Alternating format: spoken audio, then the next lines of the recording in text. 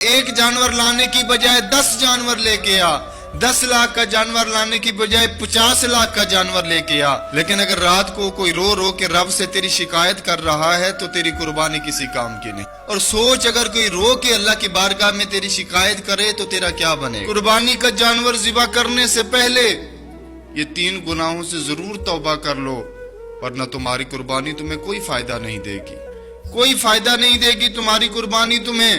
تم سجدے کرو، نوافل پڑھو، صدقات، خیرات، نیکیوں کے انبار لگا دو، لیکن اگر تم ان 3 گناہوں میں مبتلا ہو تو کوئی فائدہ نہیں تمہاری قربانی کا، کوئی فائدہ نہیں تمہاری ان عبادتوں کا۔ اللہ فرمائے گا لے جاؤ تم اپنی ایسی قربانی کو جس میں کھوٹ ہی کھوٹ ہو۔ سب سے پہلا گناہ سنیے گا بڑی توجہ سے، جو شخص زنا میں مبتلا ہو، جو شخص زنا کرتا ہو اس کی قربانی اللہ تبارک و تعالی کبھی بھی قبول نہیں فرماتا۔ جو کسی کی عزت کو داغدار کرتا ہے وہ خود کبھی عزت دار نہیں بن سکتا۔ اور یاد رکھنا، غیرت مند مرد کبھی بھی زنا نہیں کرتا۔ رسول کریم صلی اللہ علیہ وسلم نے ارشاد فرمایا، جو زنا کرتا ہے وہ اللہ کی نظر میں کبھی مومن نہیں رہتا بلکہ گناہگار ہو جاتا ہے، اور زنا کرنے والے پر فرشتے دن رات لعنت بھیجتے رہتے ہیں۔ اور دوسرا گناہ یہ کہ جو اپنی دولت کی نمائش غریب کے سامنے کرتا ہے، جو غریب کی غریبی کا مذاق اڑاتا ہے، اس کے جذباتوں کو روندتا ہے، وہ امیر شخص یہ کیسے بھول جاتا ہے کہ اس غریب کا خدا بھی وہی ہے جو تیرا خدا ہے۔ دولت کے نشے میں آ کر غریبوں کا مذاق اڑانے والوں، یاد رکھنا وقت بدلتے دیر نہیں لگتی۔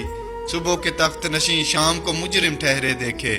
جب تو غریب کا مذاق اڑائے گا نا، اس کا دل دکھائے گا، تو وہ تیری دولت کے ڈر سے تجھے تو کچھ نہ بولے گا، لیکن اس کے اندر ایک ایسا طوفان ہوگا، اس کے دل میں اتنی تکلیف ہوگی، وہ تجھ سے تو بات نہیں کرے گا لیکن رات کو رو رو کے اللہ کی بارگاہ میں تیری شکایت کرے گا۔ تو ایک جانور لانے کی بجائے 10 جانور لے کے آ، 10 لاکھ کا جانور لانے کی بجائے 50 لاکھ کا جانور لے کے آ۔ لیکن اگر رات کو کوئی رو رو کے رب سے تیری شکایت کر رہا ہے تو تیری قربانی کسی کام کی نہیں۔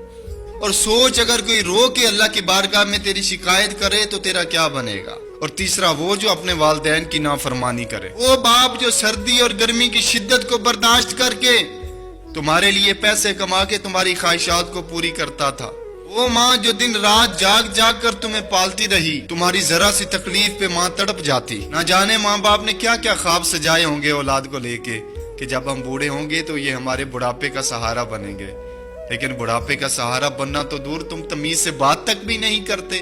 کوئی تمہاری ایسی قربانی کا فائدہ نہیں۔ اگر تمہارے ماں باپ ناراض ہیں، تم حاجی بن جاؤ، تم سخی بن جاؤ، تم 5 وقت کے نمازی بن جاؤ، دن رات تم مسجد میں گزارو۔ یاد رکھنا، اگر تمہارے ماں باپ تم پہ ناراض ہیں تو تمہاری عبادت کسی کام کی نہیں، تمہاری قربانی کسی کام کی نہیں۔ قربانی سے پہلے یہ 3 گناہوں سے سچے دل سے توبہ کر لیں، ورنہ تمہاری قربانی تمہیں کوئی فائدہ نہ دے گی۔